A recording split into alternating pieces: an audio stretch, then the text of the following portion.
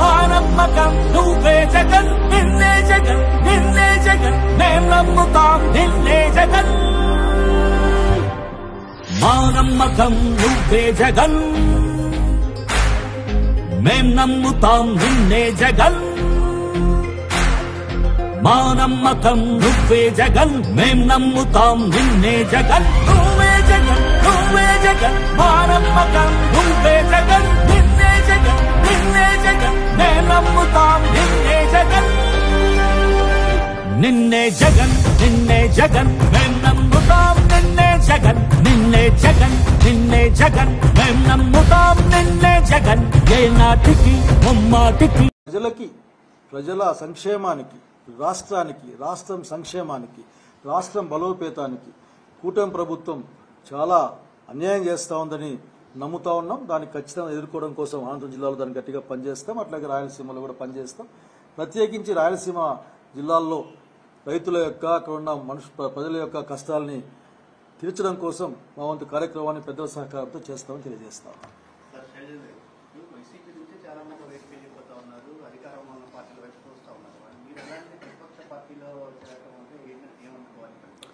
I told politics are not the business. ఇది వ్యాపారం కాదు.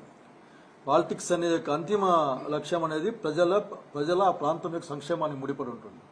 సో ఈ టైంలో డైరెక్ట్గా ఎన్డీఏ ప్రభుత్వం అని చెప్పుకుంటున్నారు చంద్రబాబు నాయుడు గారు. నేను ఎన్డీఏ ప్రభుత్వం, బీజేపీ, జనసేన కూటమి ఎన్డీఏ అని చెప్పుకుంటున్నాను.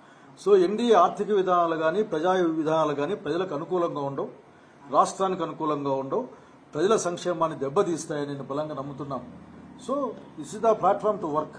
అట్ ద సేమ్ టైం ఎంత ఇబ్బంది వచ్చినా సరే మొక్కవోని ధైర్యంతో పనిచేసే నాయకత్వం కూడా కావాల్సిన అవసరం ఉంది. ఆ నాయకత్వం జగన్ రెడ్డి ద్వారా వస్తుందని బలంగా నమ్ముతా ఉన్నాం. So we work for that.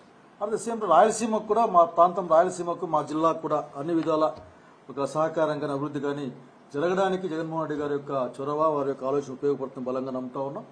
So working bust today only the first day. But I cannot ఎక్కువ విషయాలు నేను చెప్పేవి నాకు ఏం లేవు.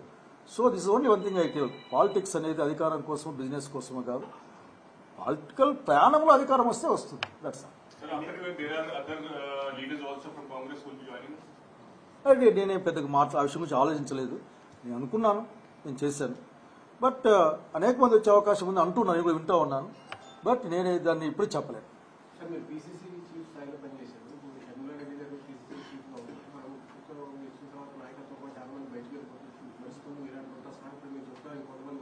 నేను చెప్పలేదు. ఇక్కడ చూద్దామని చెప్పి ఆలోచిద్దామని ఎలా చూడాల్సిన అవసరం లేదు. ఎలా చూడాల్సిన అవసరం లేదు.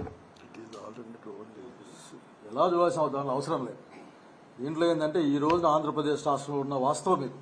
ఈ వాస్తవాలను దాటి చూడడానికి అవసరం లేదు. మనం ఫ్యాక్ట్స్ పైన, ట్రూత్ పైన మనం ఆ కార్యక్రమం చేస్తాం.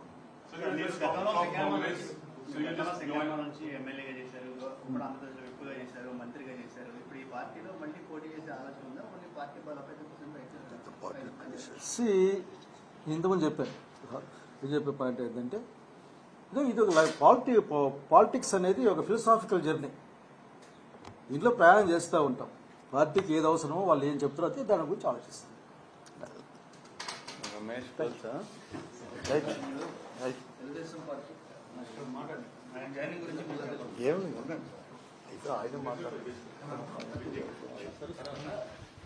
దగ్గుబాటి ప్రసాద్ మీ పూర్వం ఎమ్మెల్యే పార్టీ ఆఫీస్లో రేషన్ షాప్ పెట్టారు. దాని గురించి